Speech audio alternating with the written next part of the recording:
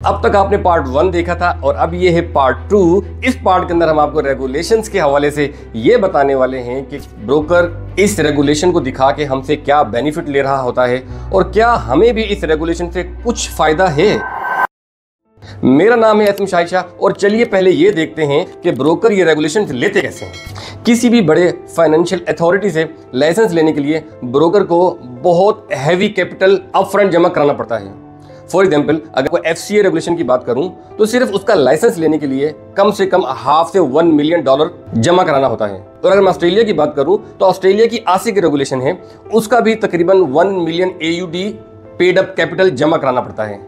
इसी तरीके से साइसक की जो रेगुलेशन है उसका भी कम से कम 3 लाख से लेकर $1 मिलियन तक आपको या 1 मिलियन यूरो तक आपको फंड जमा कराना पड़ते हैं। ये तो सिर्फ पेड अप कैपिटल है, उसके अलावा कंप्लायंस के, सेटअप चार्जेस के, ईयरली मेंटेनेंस और ऑडिट फीस वो सब अलग हैं जो कि ब्रोकर को पे करना पड़ती हैं। और जो ब्रोकर वाकई बहुत सीरियस होता है वही बड़ी बड़ी रेगुलेशन अथॉरिटीज से लाइसेंस लेने के लिए ये भारी भरकम रकम अदा कर रहा होता है, क्योंकि उसका प्लान होता है कि उसने लॉन्ग टर्म इस बिजनेस में चलना है। लेकिन क्या एशियन क्लाइंट जैसे कि पाकिस्तान, इंडिया, बांग्लादेश, क्या इन क्लाइंट्स को भी इन बड़ी बड़ी रेगुलेशन से कोई फायदा होता है? क्या ये क्लाइंट्स के अकाउंट इन रेगुलेशन के अंडर ओपन होते हैं? तो इसका जवाब है बिल्कुल नहीं। तो ये बड़े ब्रोकर्स जितने भी होते हैं, ये तमाम ब्रोकर्स इन टॉप रेगुलेशन अथॉरिटीज में पाकिस्तानी इंडियन क्लाइंट उसमें रजिस्टर्ड करते ही नहीं है, बल्कि इन तमाम क्लाइंट्स को ऐसी अथॉरिटीज के अंदर रखा जाता है जो कि शायद आपने पहली मर्तबा सुने होंगे। जैसे कि बेलीज एक मुल्क है, उसकी रेगुलेशन में डाला जाता है। इसी तरीके से सीशेल है, वो भी आप गूगल पे सर्च करें आपको मिलेगा। और उसके अलावा सेंट विंसेंट है और उसके अलावा मॉरिशस है। इस तरह की कंट्रीज की रेगुलेशन में इन क्लाइंट्स को रजिस्टर किया जाता है। ये रेगुलेशन सिर्फ और सिर्फ नाम के लिए होती हैं ताकि ब्रोकर्स अपनी वेबसाइट पे मेंशन कर सकें कि हम लोग रेगुलेटेड हैं और ट्रस्ट गेन कर सकें। इन रेगुलेशन में तकरीबन 99% ना तो कोई ऑडिट होता है, ना कोई अकाउंटेबिलिटी होती है और ना ही कोई लीगल एक्शन हो सकता है और ना ही कोई इन कंट्रीज में आप जाकर लीगल एक्शन ले सकते हैं। तो अब सवाल ये पैदा होता है कि हम अपने फंड को लीगली प्रोटेक्ट कैसे कर सकते हैं। अब जो मैं बात करने जा रहा हूं वो बात तो तल्ख है, लेकिन हकीकत बिल्कुल यही है। असल में आपके पास स्ट्रॉन्ग और लीगल बैकअप कोई है ही नहीं। अगर कोई ब्रोकर आपका फंड रोक ले या आपका प्रॉफिट रोक ले, कहां जाके अपना केस सबमिट करेंगे? सीशेल जाके करेंगे या बेलीज जाएंगे आप? ये वो कंट्रीज हैं जो गूगल पर भी ढूंढने से मिलते हैं। वहां जाकर लीगल एक्शन वो तो नामुमकिन सी बात है। लिहाजा आपके पास कोई चॉइस नहीं है, आपने इन्हीं ब्रोकर्स में फंड्स डिपॉजिट करना है, इन्हीं में ट्रेड करना है और इन्हीं से प्रॉफिट लेना है। देखिए, इसके लिए मैं आपको ना एक और बड़ी अच्छी एग्जांपल देता हूँ। देखिए, पाकिस्तान के बैंक्स भी आपको पता है ना, पाकिस्तान के स्टेट बैंक की पॉलिसी के मुताबिक अगर कोई भी बैंक डिफॉल्ट कर जाता है तो हर क्लाइंट के जो फंड्स हैं उसकी सिर्फ 5 लाख तक की जिम्मेदारी स्टेट बैंक ऑफ पाकिस्तान लेता है। चाहे उस बैंक के अंदर आपका 5 करोड़, 10 करोड़ या 20 करोड़ क्यों ना पड़ा हो, लेकिन स्टेट बैंक ऑफ पाकिस्तान ये कहता है कि सिर्फ 5 लाख की जिम्मेदारी मैं लेता हूँ, उसके अलावा कोई जिम्मेदारी नहीं है।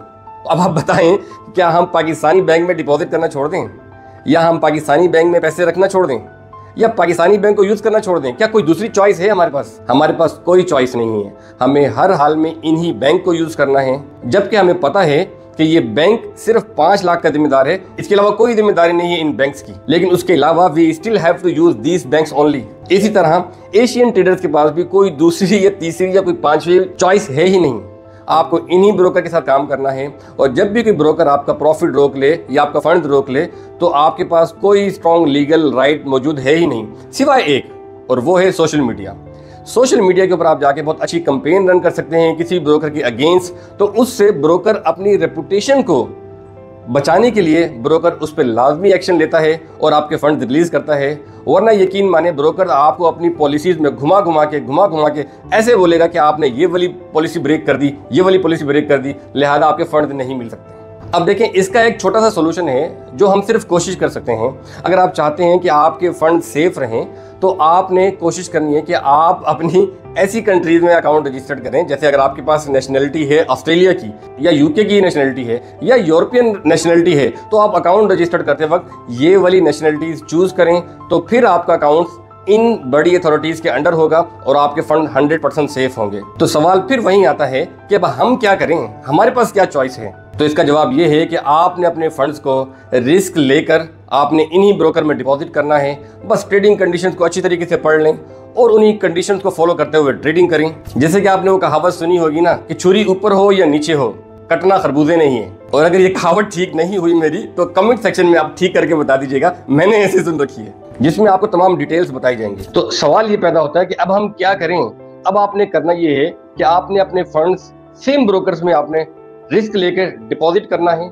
बस आपने ब्रोकर्स की ट्रेडिंग कंडीशंस और पॉलिसीज अच्छे से स्टडी करनी है और टॉप रेगुलेटेड ब्रोकर को प्रेफर करें। हालांकि आपको इनसे कोई फायदा नहीं है, बट देखें ब्रोकर ने अच्छे भारी भरकम फंड्स डिपॉजिट किए होते हैं, तो इनका मकसद ये होता है कि वो मार्केट में लॉन्ग टर्म चलना चाह रहे होते हैं, इसीलिए उन्होंने इतने भारी भरकम रकम जमा कराई होती है बड़ी बड़ी रेगुलेशन अथॉरिटीज के अंदर। तो हमें ये फायदा होता है कि चले अगर किसी ब्रोकर ने इतना फंड जमा कराया है तो यकीनन उस ब्रोकर का कुछ ना कुछ प्लान तो होगा। सेम इसी तरह जैसे कि आप पाकिस्तानी बैंक में आप डिपॉजिट करते हैं, आपको कोई गारंटी नहीं होती, सिर्फ 5 लाख की गारंटी, उसके अलावा कोई गारंटी नहीं है। उसके अलावा जितने भी पैसे हैं उन सब का बस अल्लाह ही हाफिज है। देखिए मेरा मकसद किसी भी ट्रेडर को मायूस करना बिल्कुल भी नहीं है। जो ब्रोकर भी टॉप टियर रेगुलेटेड से रेगुलेटेड है, जैसे FCA, आसिक या साइप्रस से रेगुलेटेड है या फिर जर्मनी बाफिन से रेगुलेटेड है, वो ब्रोकर यकीनन बाकियों से बेहतर होते हैं। लिहाजा दोस्तों मायूस होने की बिल्कुल भी जरूरत नहीं है। हम पाकिस्तानी, इंडियन और एशियन क्लाइंट्स हैं, हम हर चीज का कोई ना कोई जुगाड़ निकाल लेते हैं और जुगाड़ पर हम बहुत अच्छे चलते हैं। लिहाजा जुगाड़ कहीं ना कहीं बना कर रखें और अल्लाह पर तवक्कल रखें। जैसे हम हमेशा कहते हैं अल्लाह मालिक है, अल्लाह खैर करेगा। तो फॉरेक्स इंडस्ट्री में ये वाला वर्ड बिल्कुल 100% परफेक्टली फिट बैठता है। एक बार आपने ब्रोकर में डिपॉजिट कर दिया तो फिर अल्लाह ही मालिक है। मेरा नाम है एसएम शाहिद शाह और मैं हमेशा यही चाहूंगा कि आपका कैपिटल भी सेफ रहे, आपका जो प्रॉफिट है वो भी सिक्योर रहे और आप बहुत ही स्मार्ट अच्छे ट्रेडर बने। आप इस वीडियो को अपने तमाम फ्रेंड्स को लाजमी शेयर करें और अपने मेंटोर्स को भी लाजमी शेयर करें। और अगर आपको ये वीडियो हमारी अच्छी लगे तो हमारे इस वीडियो को लाइक करें, शेयर करें और सब्सक्राइब लाजमी करें और बेल आइकन को लाजमी प्रेस कर दें ताकि ब्रोकर रिलेटेड कोई भी पावरफुल वीडियो आए तो आपको उसका नोटिफिकेशन लाजमी मिलता रहे। दुआओं में याद रखें। अल्लाह हाफिज।